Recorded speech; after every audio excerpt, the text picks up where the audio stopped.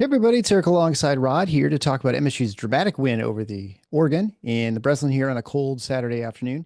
Before we start, a quick apology for those for the last show that was done in the airport in Los Angeles and had the theme song in the wrong place for those listening and had the terrible lighting for those watching on YouTube. So let's just say it's nice to be back in the studio where things are a little bit more normal. And I'm not sure if MSU was suffering from a little jet lag, but they certainly were hit with the bug as Jeremy Fears and Xavier Booker, who I think is our roommates, were both out with illnesses. Jaden Akins also was feeling under the weather. And their absence, maybe the travel, seemed to show a little early as the Spartans played pretty dreadful first half, giving up 50 points to the Ducks and going into the halftime with a 14-point deficit. I remember turning around to my wife and saying they'd have a chance if they got it under 10 at the under 16 break, and they got down to 3. So, and they just sort of Michigan State just danced between 1 and 6 point deficit until the technical foul on Tom Izzo was called on a, let's just say, a blocking foul. It was Michigan State's eighth foul in the half, I think, with like 10 minutes left in the game or so, something like that. They responded to the 17-2 run. Never really looked back, outscoring the Ducks 50-24 in the second half and to win going away by 12.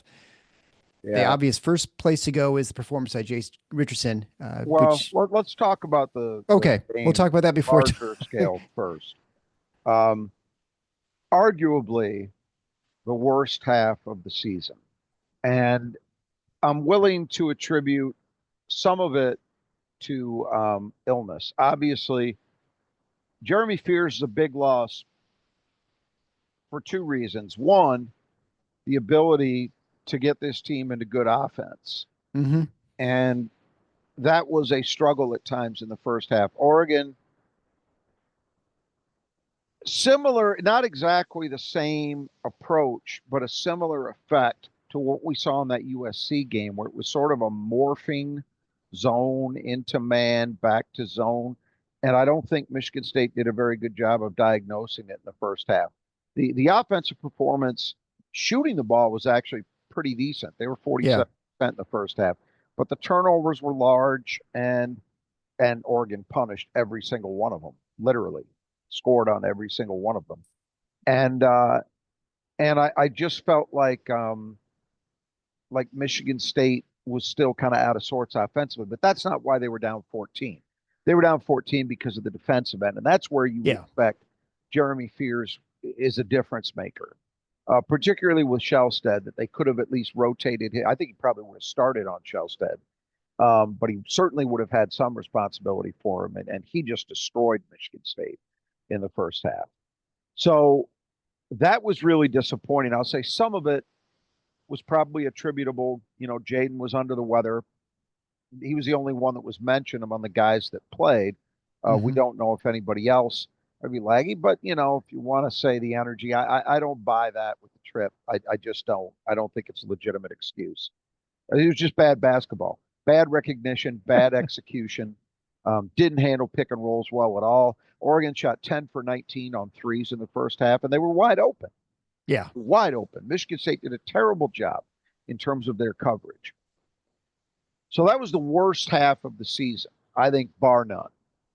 That was followed by definitely the best half of basketball this season. Tom Izzo in his post-game press conference said maybe the last several seasons, and I'm Sure. not going to argue with him. It Yeah. was incredible at both ends. And that's where, when you want to start talking about Jace Richardson, he had Sure. 11 in the first half, and that was important because it kept MSU at least somewhat in touch. But 18 in the second, and it's in certain phases he was dominant. Yeah. Um, but it wasn't just him; it was a lot of guys.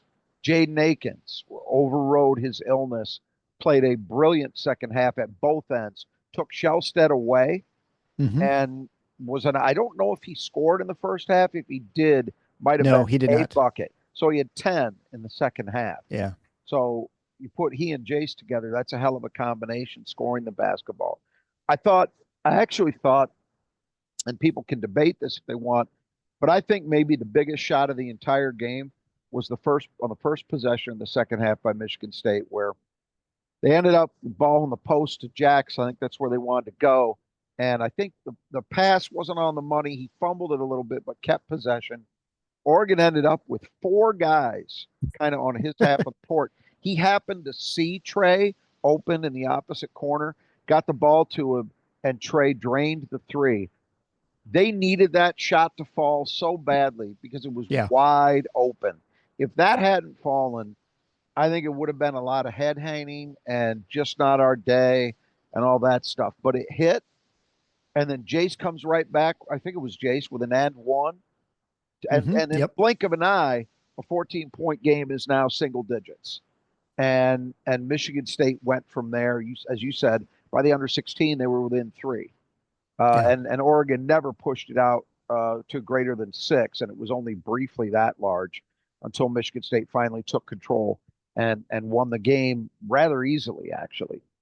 So that was an impressive half at both ends of the court from Michigan State. Really a clinic both ways. And, it's a look, we can talk about the first half, and that's Michigan State too. But the second half, that's what championship level teams do.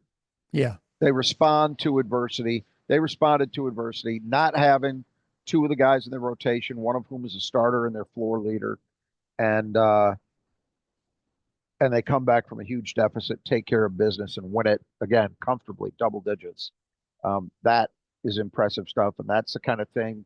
And I'm not saying they're going to repeat what that 2000 team that was honored today did in terms of a national championship, but that's what that team could do in those kind of situations.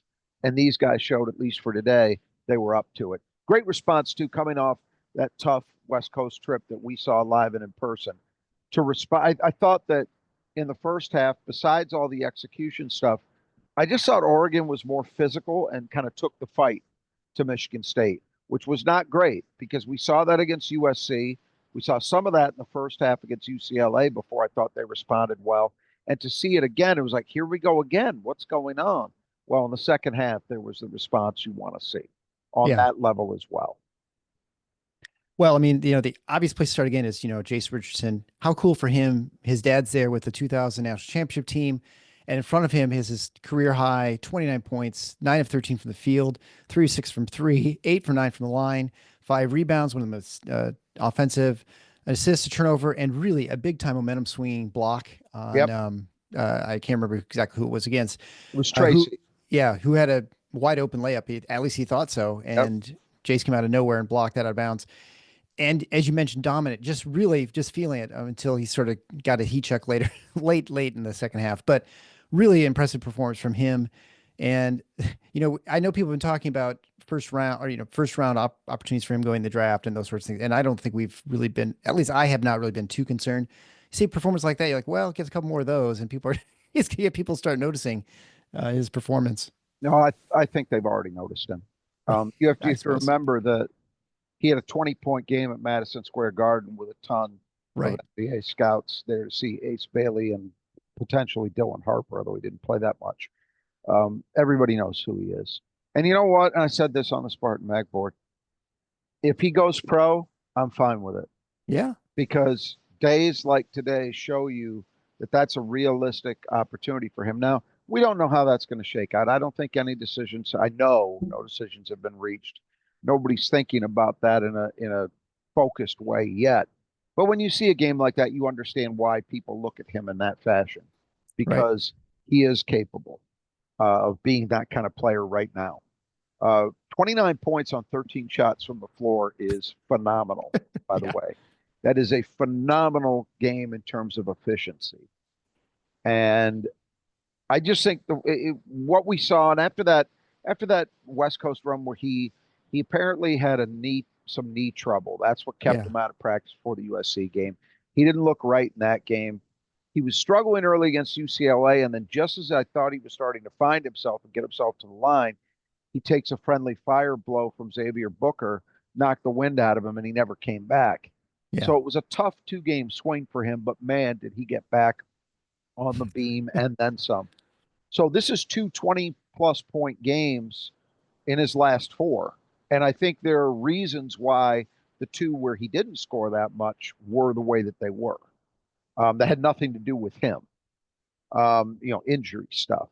So this was vintage Jase Richardson as we've seen him at his best this season, just totally under control, able to blend the mundane and the spectacular in as good a fashion as I've seen from a Michigan State player, certainly at his age, in a long time. Um, any player, period, regardless of age, it's probably Cassius would be the next guy back that did that. But we're talking about Cassius as a junior and senior, not Yeah. as a freshman. And they're not the same player, but you get my point. It was the same way where Cassius could do things, just make the simple play so efficiently and then do something, pull a rabbit out of his hat, do something spectacular. Jace does both of those things as well. I thought, I don't know how it looked live, but I'll tell you on television, they ran it about 90 times. Um, the pullback hesitation Oh, yeah. move was unreal. I mean, one of the great moves you are ever going to see at this or any level of basketball. And again, it shows you that play is a perfect example of what I'm talking about. He has the it's not that he has a handle that looks like Isaiah Thomas's at his peak or Allen Iverson, but he's just so fundamentally sound with it, and yet he can think and see the game that way to take those solid fundamental skills and turn it into something that is just jaw dropping. That's really, really special. And his hat's off to him. I mean, it doesn't even need to be said they don't win this game without him, but Yeah. they don't win this game without him. And you're not going to see a better performance. You'll see guys score more points occasionally, but you're not going to see a better performance all the way around. In not just in terms of production, but in terms of giving his team exactly what it needed than you saw from him in this game. He was that good. Yeah. Well, let's talk about some other great performances. I thought Jaxon Kohler was really spectacular Yeah. too. 5'9" from the field, 14 points, 1 for 2 from three, hit all three of his free throws, 12 offensive rebounds, so a double-double, 4 of them offensive. Uh, that assist you mentioned, a couple turnovers, a block, and just one foul. Played 31 minutes, so a lot more minutes played by players today. Obviously, with the departure of Booker and Fears, Yep. but Jackson, it's certainly looking more comfortable in that 3-point shot, which we kind of thought might come around this year. I don't think we knew exactly to what extent, but it looks now that it's going to be a weapon going forward, whether, that we're going to see high volumes or not, but it certainly be part of his arsenal. Yeah, but I think the bigger deal than that was obviously the way he played inside. Yeah, of Job he course. did on the boards, um, his ability to hang around the basket and get himself opportunities on putbacks. I'm not sure how many second chance points he had, but Michigan State was Yeah. was really good, especially in the second half. I thought with regard to that, he and Zapala had some as well. But overall, and I thought he hung in there defensively. I thought he did a good job in this game on the defensive end. You didn't really see him get exploited too much. So happy for him, happy for the way he played. I thought he was really good. And then Trey Holloman, I think, first half was not good. He was not not very good at all. A couple turnovers. I think he had 3 turnovers in the first half, and one assist, and he ended up with I think like 6 assists in the second half with just a couple turnover, like one turnover. So really turned it around, as you mentioned, hit that three, which was really big, kind of get them rolling to start the second half. Hit another one. So a good bounce back for a guy who I don't think had a great trip into LA. So it's kind of nice to see him back. Yeah, he made some big plays in the second half. There's no doubt about that. I do think there's just something offensively. I don't know if I feel like he's getting rushed or what it is, but he's not the Trey that we saw in his first 2 years in terms of playing with efficiency, in Mm-hmm. terms of everything, ball handling, passing decisions, shot selection. Was a good look. I said the three he hit to start the second half, I think was the biggest shot of the game. I really do, because it gave Michigan State momentum that they had given away with that last second three they gave up going into halftime, right? Yeah. Yeah. Um, and I think it was big for their belief, big for their confidence, all of it. So give him credit for a response in the second half, but I do think Trey. Um, and again, I don't know for sure if this is it, but it just seems to me he's just trying to do things a little too quickly. And we know he's got it in him because we saw it for 2 straight years, as efficient a player as they had in terms of what he did with the ball in his hands, especially last season when he combined his ball handling and floor leadership with shooting, where he was a 40% plus 3-point shooter. So just need to find that balance and slow it down a little bit, I think.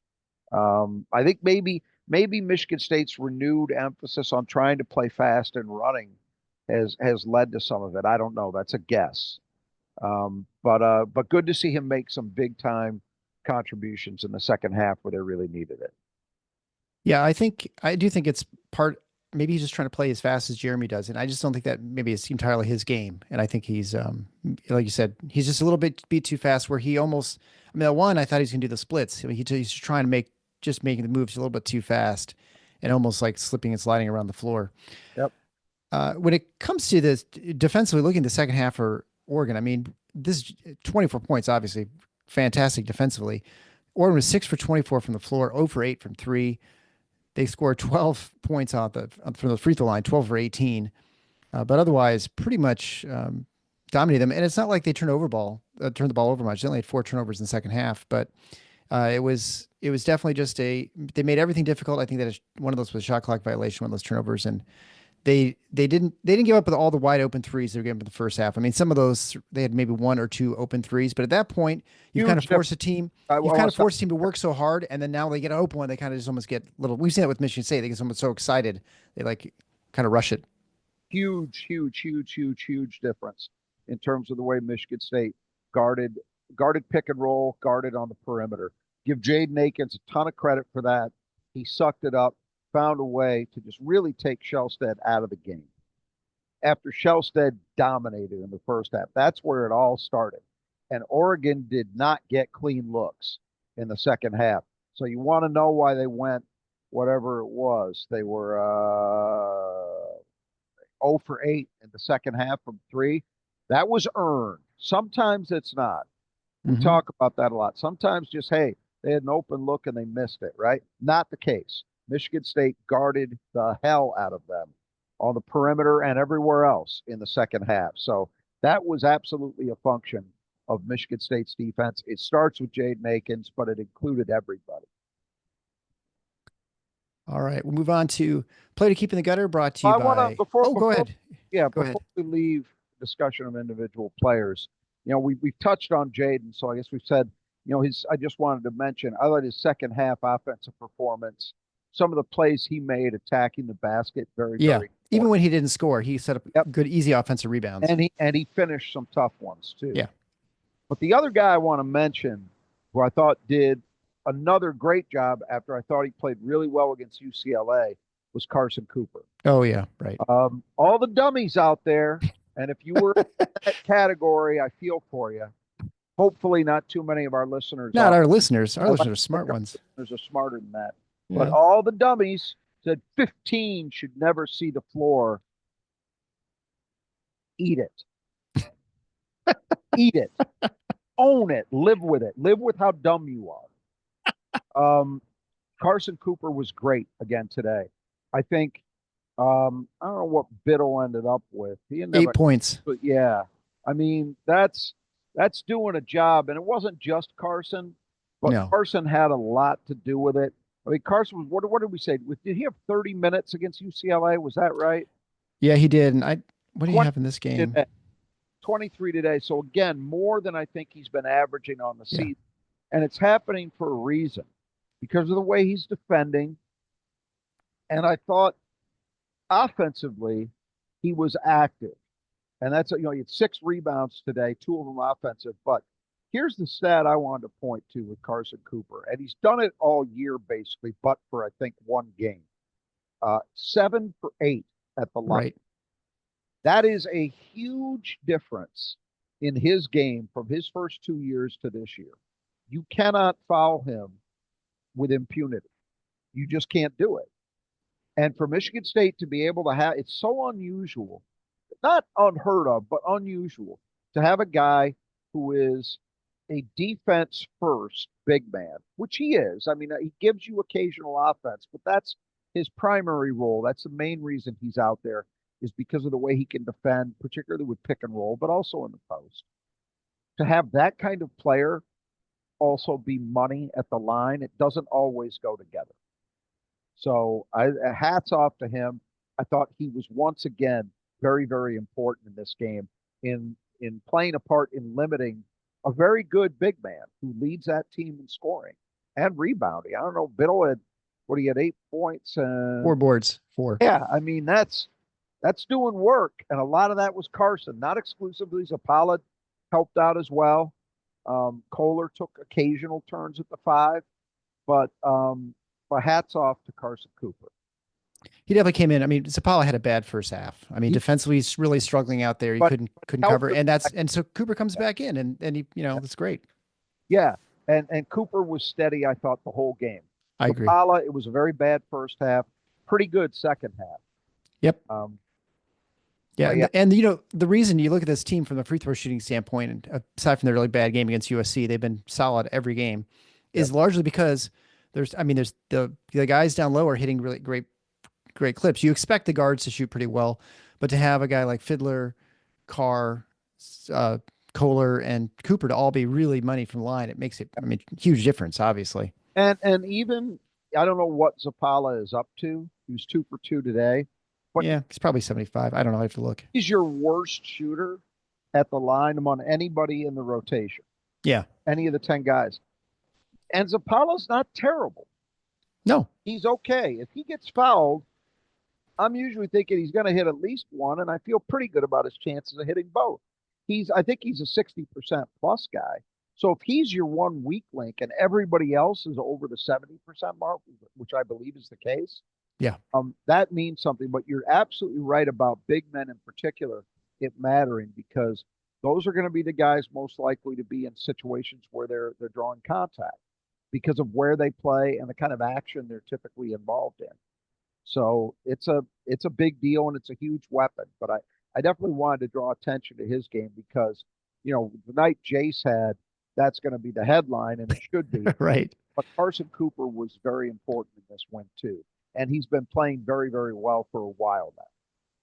Yeah, and just another point to that, free throws. I think a lot of their free throws, both Carson and Zapala, I think they were 1-on-1s and they hit the front end, so there were big free throws in that sense too. It's a good point. It's not just that they're hitting them, it's that by virtue of the way they're shooting them, they're actually getting you additional opportunities by converting the front end. All right, well, let's talk about some gutters, huh? Now they're back from California. And I remember I was driving around. And I was actually, this is the bad thing. I'm like looking at gutters in LA. So thanks a lot, brothers. You've ruined me. So make sure your gutters were working properly. Make sure they're cleaned out. This is a good time right now. Spring's not too far away. It was getting kind of rolling up the end of the basketball season. I always feel this when I'm on my last sheet. When you get your basketball tickets, you've got like a couple of sheets and my last little row. So it's great. You open the package initially and you have all these tickets and now it's like, oh, I've only got 4 left after this. So, it's definitely which means spring's around the corner, which means it's gonna be melting snow and lots of rain. So as you know, if you live in Michigan, so for your house, your business, make sure you've got properly functioning gutters. Head on over to the Brothers Adjusted Gutters to take care of that work. They can set you up. They only do gutters. So, who better to call for whatever your problem might be. So get a hold of Kurt or Greg. You get 10% off if you mention Final Four and you get your estimate. And you find that at our support page at tffinots.com/support. Contact them today. You'll be glad you did. And so player Michigan State to keep in the gutter was Nate Biddle. Fortunately, you did not pick Shellstad, who torched him in the first half, but you went Biddle, who had a really rough day. Mostly, I think, because of foul trouble. And then he was kind of ineffective. They didn't even bring him back later in the game either in the second half. So he was 3 for 8 from the field, 2 for 4 from 3. That mostly came in the first half. He didn't shoot a single free throw. He had only 8 points. I said 4 rebounds. He had 1 rebound, just 1 assist, 1 steal, block, no turnovers. I don't even know what his minutes were. They weren't that much because partly foul trouble, and they were very smart in going at him. Jace got him out of the game in the second half, and I don't think he really came back. Maybe he did, but the game was sort of over at that point. So they did a great job of keeping the gutter. He did not really hurt them too much, except with just a little bit in the first half, I suppose. 20 minutes played. So yeah, that's significantly less than he normally does, and some of that was certainly due to foul trouble. But again, He earned Michigan State earned that. I thought Yeah. the one that Jace drew early, right in the beginning of that second. It was the second basket, the one I mentioned a little bit earlier, where he had an and one, the old school 3-point play, was hugely important, and he just suckered him into it. Great fake, got position in the lane, went up into him, and drew contact. And that was number three, right out of the chute. Yeah. They had to be careful with him. Now they did get some decent play out of Supreme Cook in relief of him. Hmm.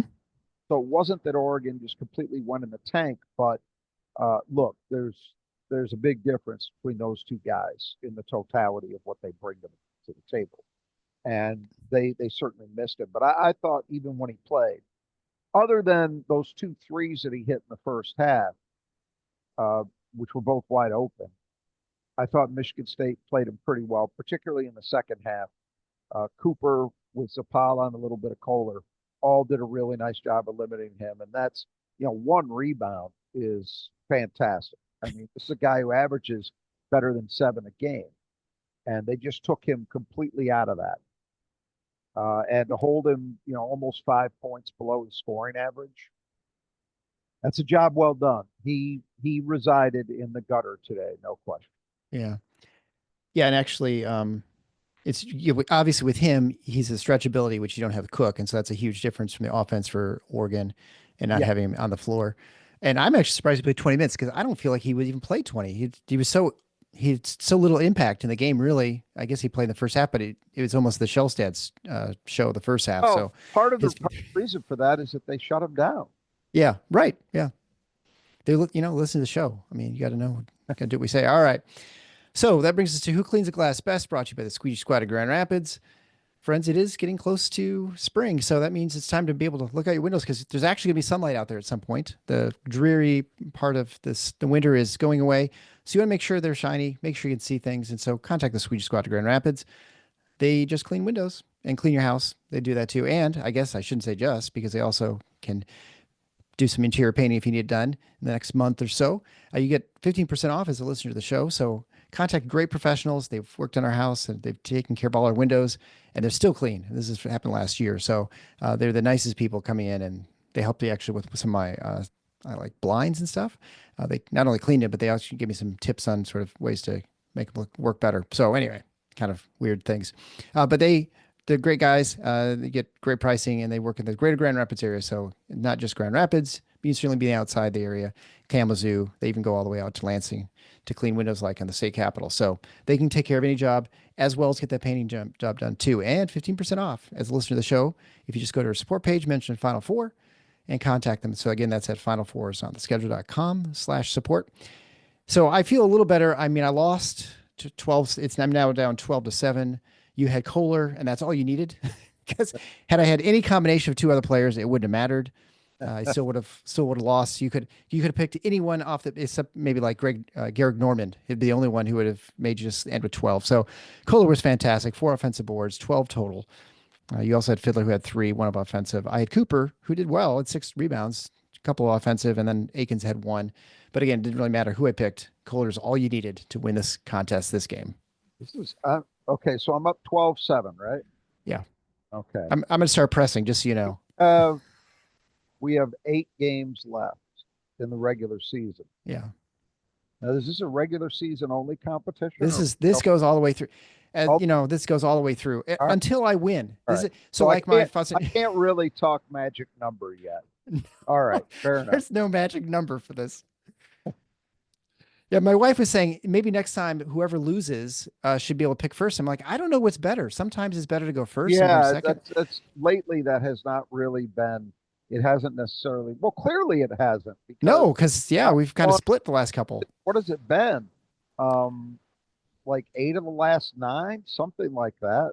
Or 5 of the last 6. It's considerable. So I'm winning when I don't have Kohler. Yeah. So. Well, it's onward and upward, right? Yeah, I guess.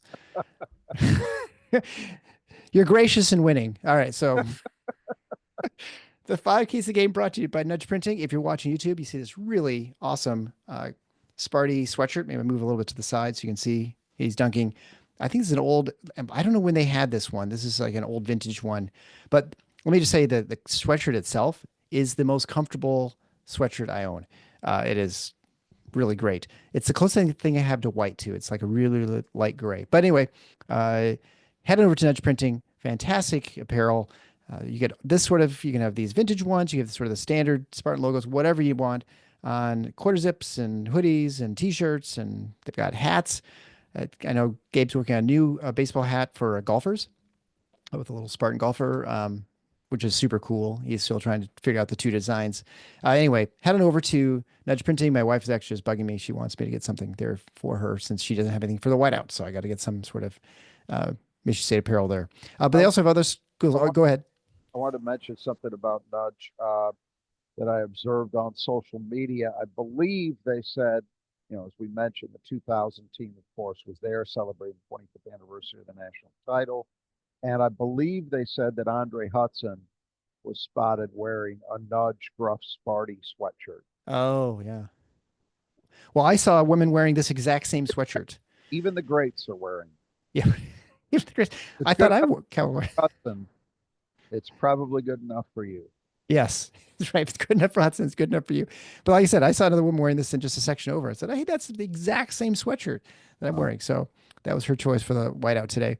I mean, the great people buy Nudge Printing. Head over to nudgeprinting.com. And the great thing is, as a listener to the show, 20% off if you type in Final Four, just one word, into checkout. All right, so the keys to the game. First key of the game is energy. Well, I guess the energy was off the charts the second half. Not so great in the first half. I guess we'll say win. Well, ultimately, yes, because they won the game, so it was enough. But yeah, you would not be wrong to question it in the first half, with some understanding. I mean, not only was Akins under the weather, but of course, as we say, we have two of their top 10 unable to play. So Yeah. did that have an impact? Plus the travel, if you want to talk about that, sure. I think it's all fair. But as we said, it doesn't matter. Nobody feels sorry for you. Everybody deals with this at some point in the season. Everybody in this part of the country is making a West Coast trip and coming home and playing someone. And usually it's not like they've got 6 days until that game happens. So you just got to suck it up and deal with it. And teams that win championships or aspire to win championships find a way. Well, they found a way. And it's not surprising. I said I expected them to do that. I was disappointed by what we saw in the first half, but ultimately they did what I figured they would do. They found a way. Well, I was a little worried, especially that first half, that we're going to be talking about the 50 points they gave up in the first half. I thought, well, this is going to be, Look, but it wasn't. It wasn't all energy. Some of it was, but some of it was just poor execution. Mm-hmm. Which you could sometimes that could be a function of not having enough in the tank. You get tired. Generally speaking, you don't think as well, and so it could have been some of that. But I think it was more execution related. As I noted earlier, though, I do think one way that we saw some things we don't want to see in the first half, but saw it change pretty dramatically in the second, was the way Michigan State responded to physicality and imposed their own on. Mm-hmm. I thought the first half, and look, Oregon is not the first or fifth team in this league I think of when I think about bringing physicality to the court. Like in the UCLA game, not surprised. Like that's who UCLA thinks of themselves as, and when they're right, that's how they play. Yeah. So that was to be expected. Mick Cronin is a guy who tends to emphasize that over the course of his coaching career. Dana Altman isn't. Dana Altman is considered an offensive guy, and not really. I'm not saying his teams are completely soft, but they're not the first program you think of when you think of physicality. Well, they were today in that first half. I thought they were really physical, and clearly they saw something in that UCLA game and in the USC game as well that I think their coaches must have emphasized with them and said, guys, if we bring it, if we really, really try to make them feel us, we can have an impact in that way. We can get this game. And it took Michigan State a while, but eventually they did find a way to respond to it. And I think that was also part of the difference. Yeah. Well, in some ways, maybe Oregon was playing. I mean, their 4 game losing streak coming into that game. They're desperate, right? And they're Yeah, playing like it. And so, I that mean, too. hats Yes. off to them for pulling that up. Oh, Yeah. so that, I mean, that's worth talking about too. I mean, they're 5-8 now and riding a 5-game losing streak, and they're not done. I mean, I think they've got one more Eastern trip to make. I'm not sure who they're playing.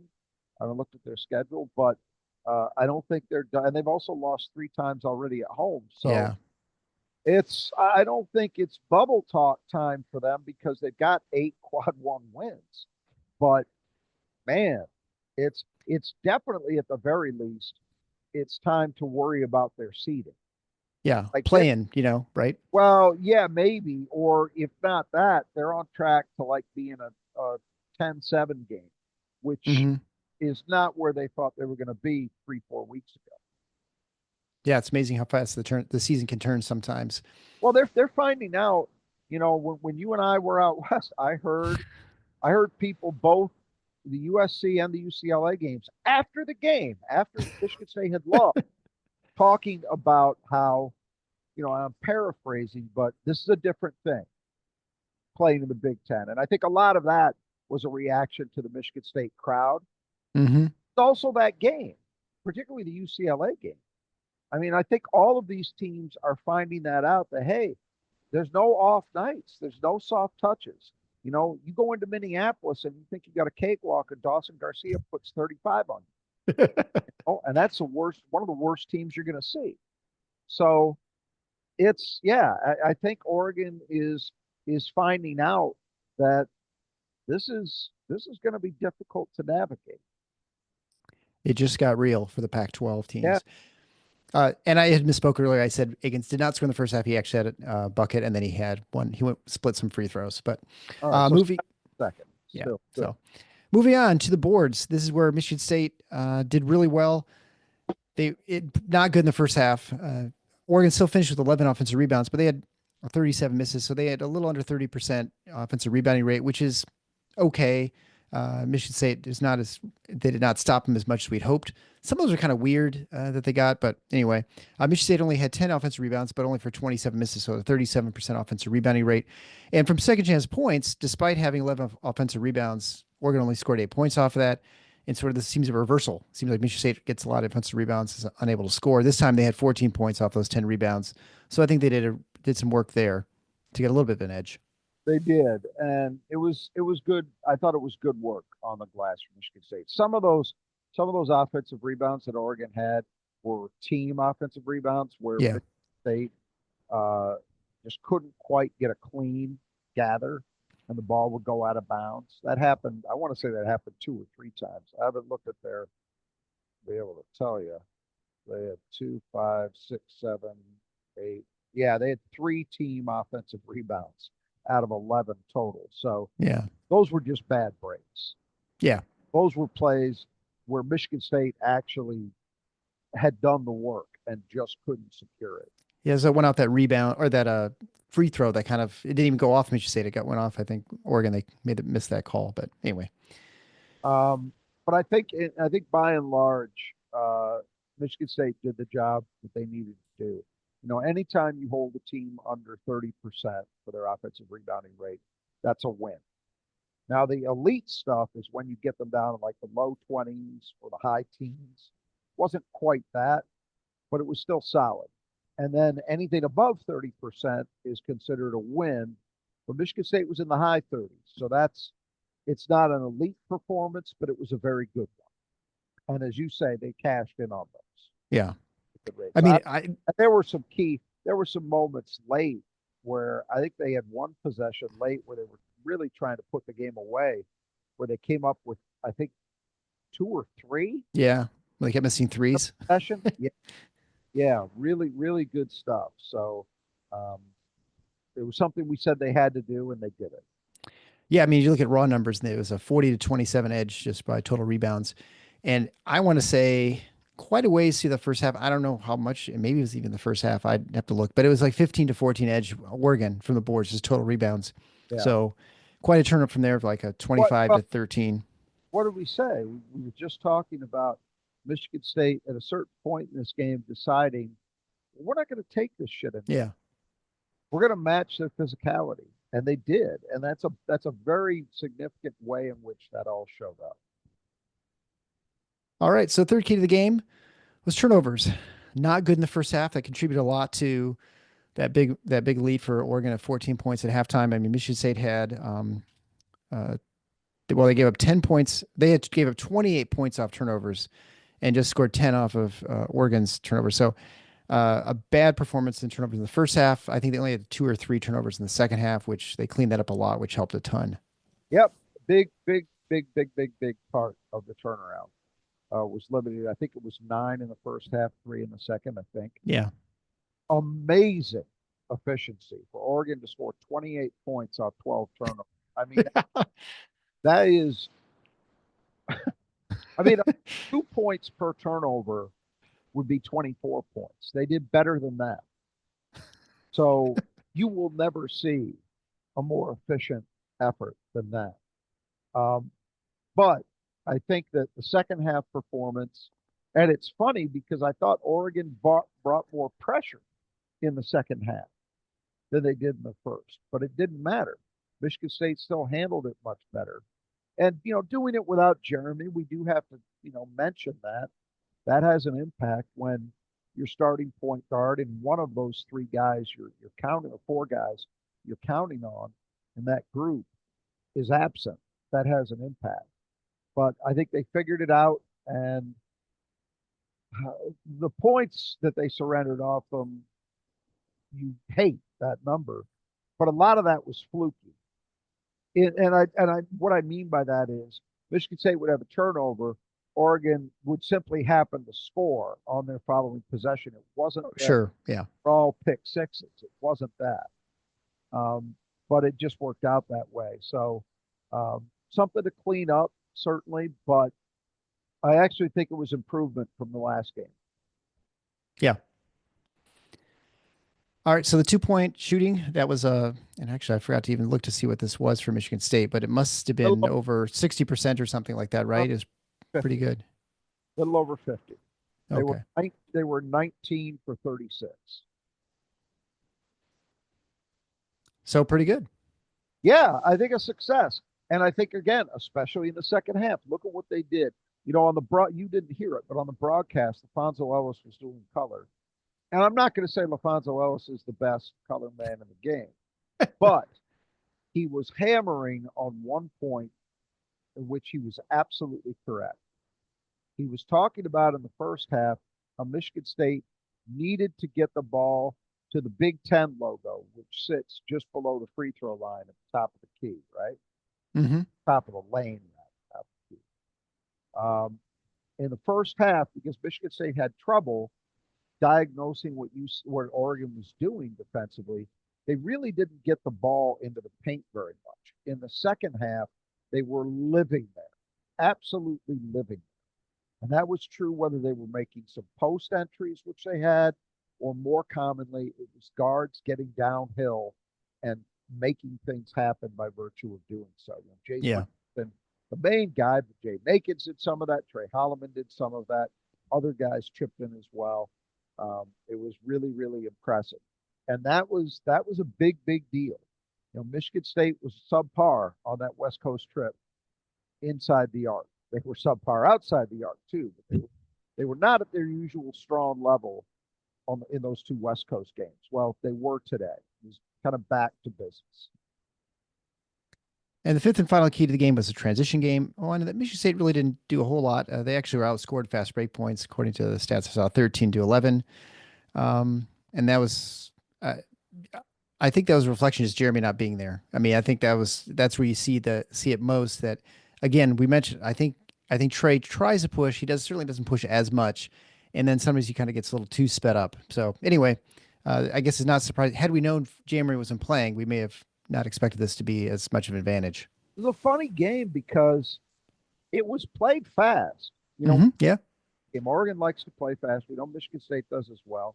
And both teams did try to play fast. But I give credit to both teams.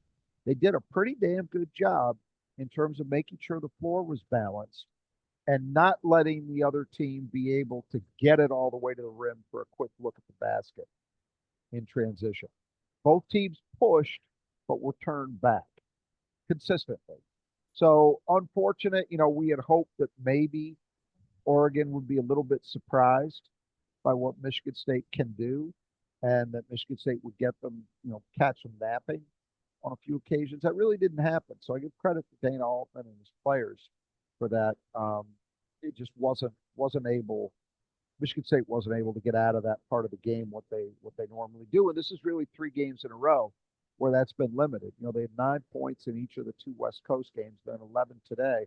So not what we've come to expect from Michigan State's running game, which is still coming into today second in the nation in terms of fast break points per game. But it was enough. It was enough. Yeah, I feel like the big difference in this game was that there weren't the defensive rebounds with a clean, where you could cleanly go down the court. They would get them and they sort of like either stuck under the basket or off to the side or something like that. So it was really hard to get that break going. And that was, somewhat to credit, I suppose, Oregon kind of just mucking things up a little bit to prevent them sprinting. Absolutely. Oregon came out, you mentioned it. They looked like a team that really wanted to win. Mm-hmm. Going to lay it all on the line. And I think they did. But in the end, it just wasn't enough. Michigan State ended up showing up and took control when they had to. All right, in the sixth and bonus key to the game is Rod was not present. Michigan State wins the game. That's what we're hanging it on. Not the combination. I don't know. It seems. I mean, it's true. I've seen State win national championships and Final Four games when I've been there in person. So I don't know that it's just me. I want to attribute it to the combination. But I'm just pointing out the fact that the last 3 games you've attended, they've lost. Yeah. Which, again, we talked about this before. It's a little unfair because they're all road games, and so you don't expect to win road games. So it's a tough way to make a living if all you're doing is watching them play on the road. That's right. I think one thing I'd like to mention, which we didn't touch on, it wasn't part of the keys, but I think the 3-point shooting, that's what people, spend a lot of time focusing on. Outside that last possession where I think they launched 3 threes and missed all of them, just kind of like using up the clock. They got a couple of rebounds off that, at least, burned some clock in that possession. They were shooting over 50% from 3. Yep. Not massive volume, but not like nothing. They were 8 for 15 at that point, so over 50%. They end up at 8 for 18, which is still not bad at 44%. I think we saw what we think they can do. It's certainly with Trey and Jase. So, and Jaxon now getting a little bit of work. I think it helped that Booker wasn't there launching a bunch, or Frankie didn't try either. So I don't know. I mean, I think it was it's what we expect a little bit more maybe this year. Hopefully going forward. This is the kind of game you would expect from Michigan State in all respects. They've never been a heavy volume 3-point shooting team under Izzo. It's just not part of what they do. And so 18 attempts is about right. That's somewhere in the vicinity of where you would expect to see that number. And traditionally, they are pretty efficient with that. So the numbers you saw today, 8 for 18, that would be in keeping with what you normally expect from a Tom Izzo team. We haven't seen that very often this year, but we did today. And I think the shots they took, not that I think they've taken horrible threes as a regular course of business. I think they've actually just missed a lot of pretty good shots. Predominantly, they've missed good shots as opposed to taking bad ones that don't go in. But today, I thought the shot selection, other than maybe the last couple from Jase, and then I think Trey had a hand grenade he had to take. Yeah. Shot clock violation. Other than those, I thought they were really good looks. Well, it's bottom line is Jace Richardson is your best shooter. And so anytime he's taking shots from anywhere, I'm happy with that. But yeah, it would be good if he was maybe a little more aggressive, but the thing is, you look at today's game as an example of this, you cannot overlook the fact that part of the reason he's as good as he is he makes good decisions as a rule. So when you say, well, he should be more aggressive, what does that mean? Does that mean you want him to force stuff? That's not how he's built. Tom Izzo has said he would like him to be more aggressive because he thinks there's more production to get out of it. But I just don't. I look at a game like today and it's 13 shots. and he was on the floor. What was it? Was it 30 minutes more? Yeah, I think so. 35 minutes. 35 minutes with the ball in his hands for a lot of that. And he took 13 shots.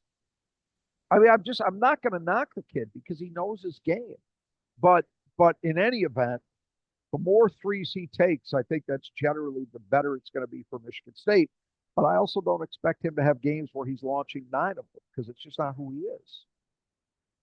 Yeah, I mean, he got a lot of time, partly because, well, mostly because Jeremy couldn't play, but then also anytime Cone got out there, he was getting a foul within about like 2 minutes, so he could even get on the floor really. So, and Yeah. you get Kurtang had a run, I guess the And one in the first half a little bit. 2 minutes. Yeah. Yeah, got a rebound. I was So surprised. I was surprised that we didn't see more of Kerr, but I actually think part of what played into that was the game flow. yeah, it was just working. What they were doing is working. It wasn't just that it was working; it's that they got down by so much Oh yeah, that Izzo had to. Yeah, he had, and then you're in a hotly contested game, so there was never a point where Michigan State was say up 8 with the ball. You could say, all right, I can ride out 4 minutes. I'll give Kerr a turn. I think Kerr is capable of handling himself in that. I really do, but um, it is also fair to suggest he hasn't been in that position for a long time this season, really going back to December, and where he was playing minutes that had any kind of meaning to them. And so that's a hard thing to do when you're trying to break a 2-game win streak or 2-game losing streak. Right? yeah, right. Well, obviously the big news of this game, outside of all the national championship team and sort of the reunion day and all that kind of stuff, is it was the 353rd Big Ten win for Tom Izzo, which ties Bobby Knight for most Big Ten wins. Strangely enough, he'll go to break the record on Tuesday night against Indiana, who is the team that he got his first Big Ten win against. So kind of weird that it all sort of comes full circle, I guess. And that was against Bobby Knight. A lot of symmetry. Right, right. You line it up, and we were hoping to see it at Pauley Pavilion when we started that trip. But I do have to say, this poetically, this is maybe how it should have been. They still got to win it, and it's going to be it'll be an interesting game. I mean, Indiana had a close call at home, really pushed Michigan, but couldn't get it done in the end. So they're coming in. It's a. We'll talk more about it in the preview, Yeah. but disarray is probably slightly strong, but not by much to where they're at. Mike Woodson's already announced he's retiring at the end of the year. He's got a team that the whole does not equal the sum of the individual parts. I think it's fair to say. And right now, you would have to say an NCAA tournament berth is definitely in question. Let's put it that way. That's kind of way of putting it. You would think they're going to come in with a sense of desperation, but we've also seen that team just flat out capitulate at times.